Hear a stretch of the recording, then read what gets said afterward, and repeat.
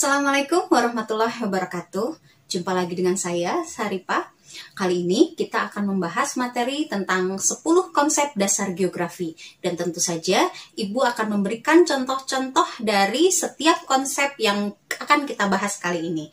Yuk kita simak. Konsep yang pertama adalah konsep lokasi. Konsep lokasi dapat menjelaskan di manakah letak sebuah tempat di permukaan bumi. Nah, konsep lokasi ini dibagi ke dalam dua bagian. Yang pertama adalah konsep lokasi absolut, yang kedua adalah konsep lokasi relatif. Nah, perbedaannya apa? Kalau konsep lokasi absolut biasanya dinyatakan dalam letak astronomis, di mana letak astronomis ini dinyatakan dalam derajat lintang ataupun derajat bujur. Kemudian apalagi selain letak astronomis, letak misalnya lokasi sekolah kita berada. Di manakah sekolah kita? Atau ketika kita kenalan, pas setelah kita menanyakan nama, biasanya pertanyaan berikutnya, di mana rumahmu? Nah, itu juga menunjukkan konsep lokasi absolut. Nah, kedua adalah konsep lokasi relatif. Konsep lokasi relatif menunjukkan misalnya kondisi geografis, letak geografis Indonesia yang berada di antara benua Asia dan juga benua Australia. Kemudian bisa juga kondisi lokasi relatif misalnya dihubungkan dengan nilai harga tanah. Di satu tempat dengan tempat lain memiliki nilai yang berbeda kalau dilihat dari segi ekonomi. Nah, bagaimana dengan contohnya? Yuk kita lihat contoh yang pertama. Indonesia terletak di 6 derajat lintang utara sampai 11 derajat lintang selatan dan 95 derajat bujur timur dan 141 bujur timur, serta diapit oleh benua Asia dan benua Australia, juga Samudra Pasifik dan Samudra Hindia. Konsep geografi yang berkaitan dengan fenomena tersebut adalah konsep. Nah, soal ini diambil dari soal ujian nasional tahun 2013. Nah, tentu saja ini jawabannya adalah konsep lokasi absolut. Nah, bagaimana dengan konsep lokasi relatif? Konsep lokasi relatif contohnya adalah Pulau Natuna merupakan pulau paling utara di Selat Karimata. Pulau ini berbatasan dengan negara tetangga, yaitu Vietnam, Kamboja, Singapura, dan Malaysia. Dalam geografi, fenomena tersebut berkaitan dengan konsep. Nah, ini juga jawabannya konsep lokasi relatif. Gampang kan? Nah, kalau konsep absolut itu jelas, pasti, tidak bisa dibantahkan. Tapi kalau kondisinya lokasi relatif, dari sudut pandang mana kita melihatnya? Oke, kalau sudah paham, kita lanjut ke konsep yang kedua. Nah, konsep yang kedua ini adalah konsep jarak. Konsep jarak ini sangat penting bagi kehidupan sosial, ekonomi, ataupun pertahanan. Jarak dapat merupakan faktor pembatas yang bersifat alami, tapi di masa kini jarak juga bisa bersifat relatif, karena sesuai dengan kemajuan teknologi dan juga kemajuan zaman. Nah, jarak ini bisa dilihat dari jarak absolut, seperti misalnya jarak Bandung-Sukabumi 100 km misalnya, atau juga jarak satu tempat dengan tempat lain, dari rumahmu ke sekolah, itu jarak absolut. Tapi kalau misalnya jarak relatif, jarak dari tempat tinggal ibu ke sekolah misalnya adalah 40 menit.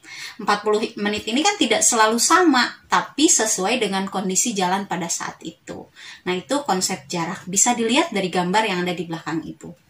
Sekarang kita masuk ke konsep yang berikutnya, konsep yang ketiga, yaitu konsep keterjangkauan. Yuk kita lihat.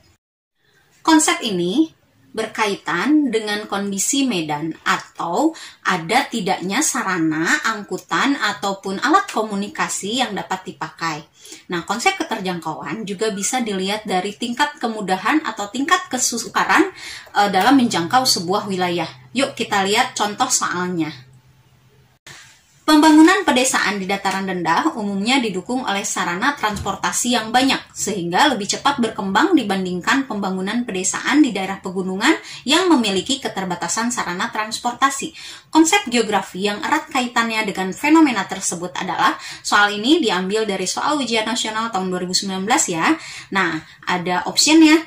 Mulai dari apakah aglomerasi, apakah interrelasi, apakah nilai guna, keterjangkauan, dan pola. Tentu saja ini jawabannya adalah keterjangkauan. Kenapa? Karena dilihat bahwa di situ ada kalimat memiliki keterbatasan sarana transportasi, sehingga satu wilayah bisa lebih cepat berkembang, ataupun satu wilayah memiliki hambatan dalam perkembangannya. Paham anak-anakku? Kalau paham, kita lanjut lagi ya. Konsep selanjutnya yaitu konsep pola. Nah, konsep pola ini adalah bentuk, struktur, dan persebaran fenomena atau kejadian di permukaan bumi baik gejala alam maupun gejala sosial. Pola juga dapat diartikan sebagai tatanan geografis atau geometris yang beraturan sebagai bentuk interaksi manusia dengan lingkungannya. Nah, jadi kalau pola ini bentuk di permukaan buminya jelas terlihat. Misalnya contohnya apa?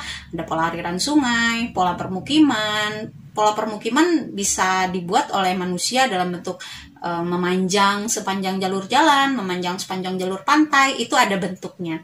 Nah, kemudian apa contoh konsep pola ini dalam soal-soal ujian? Mari kita lihat. Pola permukiman di sepanjang sungai dan jalan raya cenderung memanjang mengikuti sungai dan jalan raya, serta pemukiman di dataran rendah cenderung mengelompok. Konsep geografi yang berkaitan dengan hal tersebut adalah, nah ini soal ujian nasional 2013, maka jawabannya adalah pola. Berikutnya adalah konsep morfologi. Nah, konsep morfologi ini adalah bagaimana bentuk-bentuk permukaan bumi. Bentuk permukaan bumi ini beragam karena adanya hasil interaksi antara proses alami dengan aktivitas manusia. Nah, contoh dari soal mengenai konsep morfologi ini adalah kita lihat. Perjalanan dari Bogor ke Cianjur, Jawa Barat akan menjumpai naik turun atau bergelombang. Konsep geografi yang digunakan untuk memahami fenomena tersebut adalah, ini soalnya diambil dari ujian nasional 2016. Jawabannya adalah konsep morfologi. Mengapa jawabannya morfologi? Karena di situ ada keterangan bahwa dari Bogor menuju Cianjur akan menjumpai naik turun ataupun bergelombang wilayahnya, sehingga bisa dilihat di situ ada bentuk permukaan bumi. Konsep selanjutnya adalah konsep aglomerasi. Nah, konsep ini menunjukkan adanya pengelompokan wilayah berdasarkan fungsi yang sama. Misalnya apa? Kita mengenal di beberapa daerah ada yang disebut dengan kampung Cina, kampung Sunda, kampung Batak, atau kampung Ambon. Nah, di situ terlihat adanya sebuah kesamaan dalam sebuah wilayah. Kalau di situ kampung Cina, maka di situ berarti banyak sekali orang yang berasal dari etnis Cina. Kalau kampung Sunda, berarti banyak orang Sundanya. Atau aglomerasi juga bisa dilihat dari segi ekonomi, misalnya dari kawasan industri. Gitu. Itu juga sama aglomerasi. Atau kawasan permukiman kumuh, itu juga aglomerasi karena dia memiliki fungsi yang sama. Kita lihat sekarang contoh soal dari aglomerasi ini. Pembagian wilayah kota menjadi kawasan perdagangan, perindustrian, dan permukiman dalam perkotaan. Penentuan kawasan tersebut di setiap kota berbeda-beda satu sama lainnya. Penentuan kawasan disesuaikan dengan karakteristik setiap wilayah. Konsep geografi yang berkaitan dengan fenomena tersebut adalah, jawabannya adalah aglomerasi. Mengapa ada aglomerasi? Karena di situ ada pengelompokan satu tempat, di mana tempat itu memiliki fungsi yang sama. Misalnya ada perdagangan, ada industri, dan juga ada permukiman. Konsep selanjutnya adalah konsep nilai guna. Konsep nilai guna ini bagaimana sebuah wilayah bisa bermanfaat bagi masyarakat, baik masyarakat sekitarnya maupun masyarakat di luar wilayah itu sendiri. Misalnya kita lihat dalam contoh berikut ini.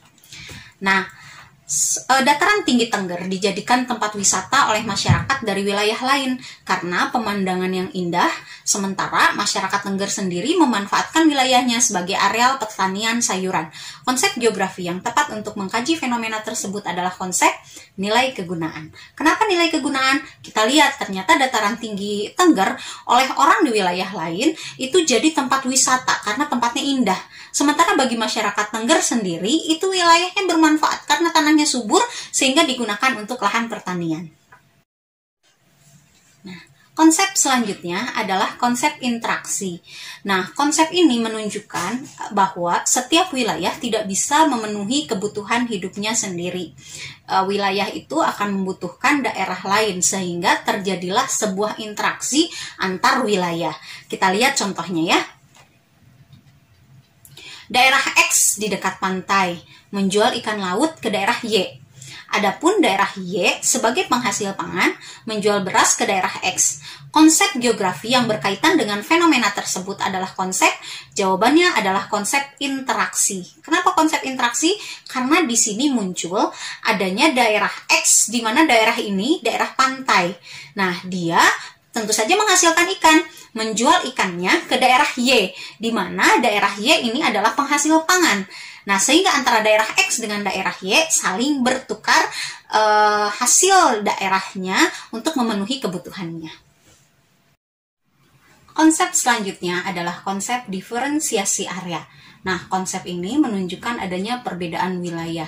Kenapa? Karena satu wilayah dengan wilayah yang lain memiliki nilai ataupun karakteristik tersendiri sehingga dapat terlihat berbeda dengan wilayah yang lain, atau pada kata lain satu wilayah memiliki ciri khasnya masing-masing. Nah, kita lihat contoh soalnya ya. Daerah perkotaan dengan jaringan jalan yang teratur dan dengan permukiman penduduk yang padat berbeda dengan daerah pedesaan yang bercorak khas berupa pesawahan dan kehidupan petani. Konsep geografi yang sesuai untuk mengkaji fenomena tersebut adalah tentu saja jawabannya diferensiasi area, karena di sini menunjukkan adanya perbedaan wilayah antara daerah perkotaan juga daerah pedesaan. Nah, konsep selanjutnya adalah konsep keterkaitan keruangan. Konsep keterkaitan keruangan menunjukkan adanya hubungan yang erat antara satu wilayah atau karakteristik wilayah dengan fenomena yang terjadi di wilayah tersebut. Misalnya, contohnya kita lihat di soal berikut ini. Indonesia terletak di pertemuan 3 lempeng besar dunia, sehingga terdapat banyak fenomena gunung api aktif. Konsep geografi yang berkaitan dengan fenomena tersebut adalah konsep. Nah, di sini jawabannya adalah keterkaitan keruangan. Karena Indonesia memiliki banyak sekali gunung api karena adanya tubrukan lempeng antara 3 lempeng besar dunia tadi. Nah, kalau misalnya Indonesia bukan daerah tubrukan lempeng, tentu saja tidak akan terdapat banyak gunung api.